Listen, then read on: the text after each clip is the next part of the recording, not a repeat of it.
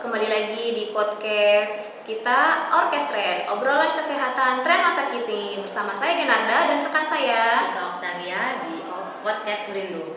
Ya, kali ini kita kedatangan bintang tamu, tapi sebelum kita memperkenalkan bintang tamu kita kali ini, kita mengucapkan Selamat Hari Lanjut Usia Nasional yang ke-27 pada tanggal 29 Mei 2023 kemarin. Baik, kita perkenalkan saja bintang tamu kita kali ini. Dia seorang nakes di salah satu fasyankes di Jabodetabek. Baik, kita kenalkan yaitu Mas Nanda. Ya, selamat pagi Mas Nanda. Gimana kabarnya pagi ini? Baik, terima kasih. Selamat pagi Mbak Genarda, Mbak Mika. Kabar baik hari ini? Alhamdulillah. Bagaimana kabar kalian? Alhamdulillah baik. Ya, Mas Nanda, kemarin kan kita baru memperingati Hari Lanjut Usia Nasional pada tanggal 29 Mei.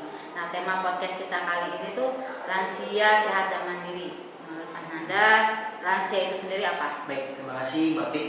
Lansia itu didefinisikan sebagai seorang memiliki usia 60 tahun ke atas dan juga ada namanya pralansia, yaitu usia 40 hingga 60 tahun. Kemudian ada juga nih Mbak Fik, lansia resti, yaitu 70 tahun ke atas. Seperti itu. Nah, menurut Mas Nanda nih, tips untuk menjadi lansia yang sehat dan mandiri itu seperti apa?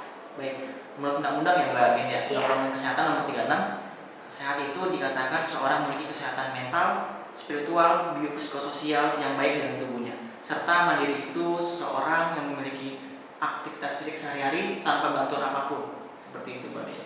Ada tips-tipsnya, Mas? Oh iya, tentu saja ada tips Mbak.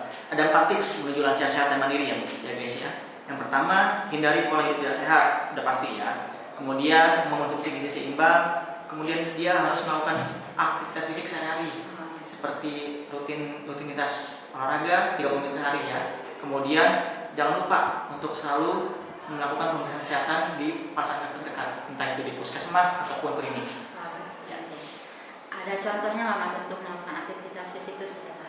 Baik, kita mulai aktivitas fisik ya. Pertama, bisa lansia itu berjalan sehat di pagi hari setelah sholat subuh 15 menit. Nanti disambung lagi nih di sore hari sebelum maghrib 15 menit. Jadi bisa juga langsung 30 menit kalau lansia tersebut mampu ya Mbak. Tapi sebelum itu lansia tersebut harus konsul dulu nih Mbak. Udah pasti ke dokter nih. Dok, bagaimana? Apakah saya bisa melakukan olahraga tersebut atau aktivitas tersebut, misalkan jogging atau senam? Bahaya nggak sih dok buat kesehatan saya? Kan lansia kan rentan ya Mbak ya. Seperti itu sih. Jadi yang pertama harus konsul dulu ke dokternya. Kemudian pilihlah olahraga yang aman dan nyaman terhadap lansia tersebut. Nah, tadi kan sudah dijelaskan oleh Mas Nanda tentang gizi seimbang ya. Iya. Boleh dijelaskan Mas Nanda gizi seimbang untuk lansia itu seperti apa? Ya baik, sama halnya dengan tadi aktivitas fisik ya Mbak Gin ya. Pertama kita sebagai misalkan caregiver atau teman atau cucu atau anak yang lansia tersebut harus konsul dulu nih Mbak Gin ke dokter atau ahli gizi setempat, ke fasilitas setempat. Nah jadi dok atau sus, gizi seimbang untuk bapak saya, orang tua saya itu yang cocok apa ya? Karena kan nggak semuanya makanan bisa dikonsumsi ya Mbak. Jadi harus hindari pertama misalkan garam, lemak berlebih, serta santan-santan tersebut. Jadi misalkan kita ngasih lansia itu garam berlebih kan pasti darah tingginya naik ya. Iya benar kan. Seperti itu Mbak Gin. Ya, berarti kalau misalnya kita mau orang tua kita atau nenek kita pengen tahu tuh apa aja gitu ya gizi seimbangnya, boleh berarti ke dokter gizi ya Mas ya? Iya, benar. Terus gizi.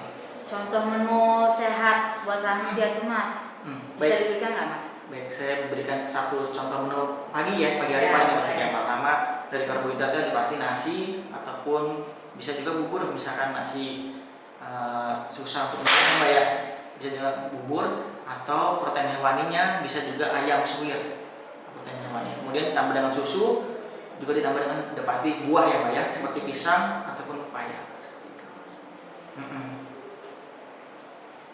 Terus kan lansia itu sangat rentan tadi Mas Marul bilang ya. Iya benar. Nah, untuk kita mengetahui kondisi fisiknya lansia itu sendiri, kita harus memeriksakannya seperti apa Mas? Nah benar. Ya, udah pasti teman-teman kalian, teman-teman di luar sana pasti ada ya orang tua kalian yang usianya 60 tahun ke atas atau sudah memasuki pralansia 45 tahun sampai 60 tahun ke atas, atau bahkan mempunyai orang tua yang 70 tahun ke atas ya. Yang lebih baiknya jangan dijamin, kita harus lebih care terhadap lansia tersebut. Kita harus ajak deep talk, atau zaman sekarang deep talk ya Mbak Vicky ya, deep talk masalah kesehatannya, karena sangat rentan lansia-lansianya. Atau bisa juga kalian setelah deep talk kan mesti ada keluhannya dari lansia tersebut ya, kalian bisa bawa nih ke fasilitas terdekat, ke puskesmas, klinik, atau bahkan misalkan ada posyandu di daerahnya, posyandu lansia, bisa dibawa Mbak Vicky. Bisa dibawa ke posyandu lansia. Iya, itu gratis. Oh gratis. Ya, berarti kalau kita mempunyai lansia di rumah itu, berarti kita harus mengikuti tips yang Mas Nanda berikan tadi. Iya, ya seperti itu Mbak Fik. Jadi harus lebih care terhadap lansia ya, karena lansia itu butuh sosok pendamping di hari tuanya. Baik, berarti dari obrolan podcast kita kali ini bisa diambil kesimpulan ya. Untuk menjadi lansia sehat dan mandiri itu kita harus mengikuti 4 tips yang disebutkan sama Mas Nanda tadi, yaitu bagian Nanda rajin mengkonsumsi gizi seimbang, lalu melakukan aktivitas fisik 30 menit sehari, dan bisa mengecek di fasilitas kesehatan terdekat seperti posyandu, klinik, atau puskesmas. Ya, seperti itu. Baik, sekian podcast kita hari ini. Sekian podcast kita hari ini. Saya Genarda dan rekan saya Vika Oktaria, dan dengan tamu kita kali ini Mas Nanda, oh ya Mbak Fik, sebentar ada satu kesempatan dua kata nih. Ya boleh. Di luar sana.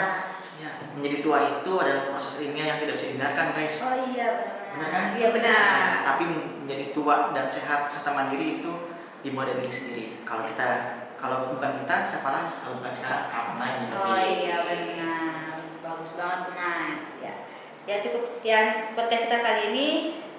Sampai ketemu lagi di podcast selanjutnya. Salam sehat.